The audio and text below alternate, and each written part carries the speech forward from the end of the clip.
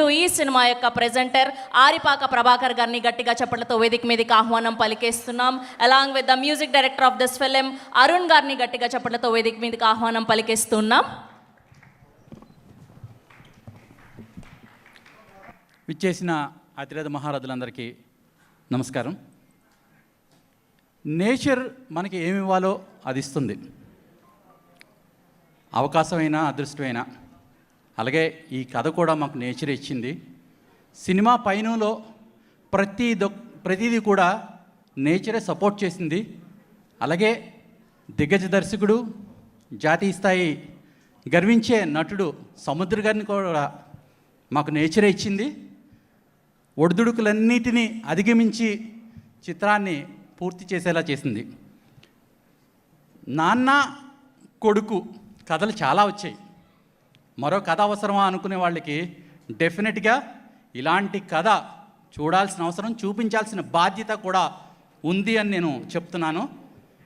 అమ్మ ప్రేమ ఎప్పుడూ కూడా ప్రత్యక్షంగా కనపడుతూ ఉంటుంది. నాన్న ప్రేమ మాత్రం రహస్యంగా ఉంటుంది. నాన్న రహస్య ప్రేమికుడు. డెఫినెట్గా ఈ చిత్రంలో లాగే నాన్న రహస్య ప్రేమికుడు.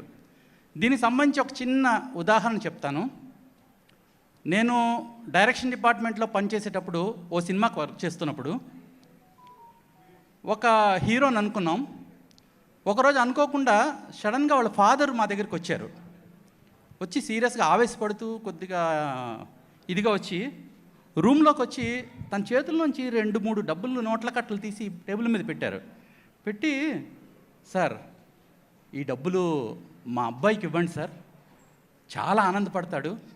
ఈ డబ్బులు మళ్ళీ తనేం పాడు చేయడు, మళ్ళీ నాకే తెచ్చిస్తాడు.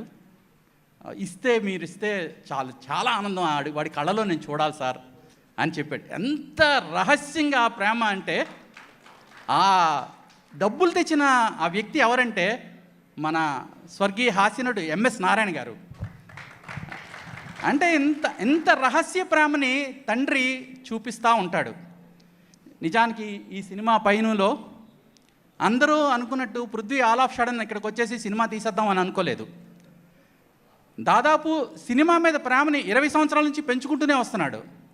చైల్డ్ ఆర్టిస్ట్గా ఒక చిరుజల్లు అనే సినిమాలో చేశాడు.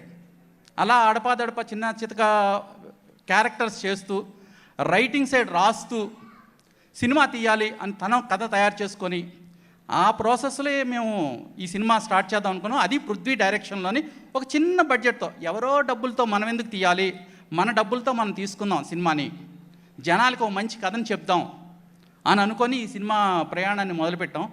ఆ క్రమంలోనే మధ్యలో కొన్ని కథలు వినడం జరిగింది. అలాగే ఈ రామం రాఘవం కథ కూడా మా దగ్గరికి వచ్చింది. స్లేట్ పెన్సిల్ స్టోరీస్ అని బ్యానర్ పేరు పెట్టుకున్నాం. ఎందుకంటే మనం పలక మీద దిద్దేవి అక్షరాలు కాదు, మన ఆలోచనలు దిద్దడం ఆ రోజు ప్రారంభిస్తాం మనం. అలాగా అప్పుడు మన ఆలోచన ప్రారంభమైనప్పుడు మన మైండ్ ఎంత ప్యూర్గా ఉంటుందో అలాంటి కథలనే మేము తెరకెక్కించాలనుకున్నాం. అలాగే ఈ రామం రాఘవం కథ మా దగ్గరికి వచ్చింది. మీకు ముందే చెప్పినట్టు నేచర్ ప్రతిదీ మాకు సహకరిస్తూ ఈరోజు ఈ సినిమాని ప్రేక్షకుల ముందుకు 21వ తారీఖుకి తీసుకురావడానికి వచ్చింది. నెక్స్ట్ ఈ సినిమాని మేము చేయటానికి ఒక 2 కారణాలు. అంటే అందరికీ తెలిసిన కారణం మంచి కథని ప్రేక్షకులకి అందించాలన్నది ఒక కారణం అయితే, ఈ కంప్లీట్గా ఒక 2 ఇయర్స్ జర్నీలో ఎన్నో ఒడిదుడుకులు, ఎన్నో ఆటంకాలు ఎదురయ్యాయి. చాలాసార్లు సినిమాని ముందుకు తీసుకెళ్ళకూడదు అని అనుకున్నాం డెసిషన్. కానీ సినిమాని ఆపకుండా, అంటే నేనే ఎక్కువ అడ్డుపడ్డాను. దానికి కారణం ఏంటంటే, నేను ఒక సినిమాని డైరెక్షన్ చేసిన తర్వాత మా అక్క కొడుకు, మా మేనల్లుడు పృథ్వీ వాళ్ళ అన్నయ్య, మామయ్య నాకు నెక్స్ట్ సినిమాలో ఒక వేషం ఇవ్వు అని అడిగాడు. కరోనా సమయంలో వెళ్ళిపోయాడు, వేషం ఇవ్వలేకపోయాను నేను. ఆ ఎమోషనల్ స్వార్థం కారణంగా ఈ సినిమా మనం తీస్తే, ఇంత మంచి సినిమా మనం తీస్తే వాడి ఫోటో వేయచ్చు అన్న స్వార్థం అవుతూ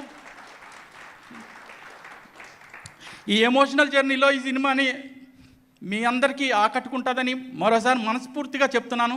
ప్రేక్షకులు విజయం చేయడానికి, అందించడానికి సిద్ధంగా ఉన్నారు. అలాగే 24 క్రాఫ్ట్స్లో భాగమైనటువంటి జర్నలిస్టులు కూడా మా వెనకాల ఉండి ముందస్తు విజయం అందించడానికి రెడీగా ఆశీస్సులు అందజేశారు. వీళ్ళందరికీ మా అభినందనలు, ముందస్తు కృతజ్ఞతలు. జై తెలుగు సినిమా. థ్యాంక్ యూ అండి, thank you so much. Yeah please.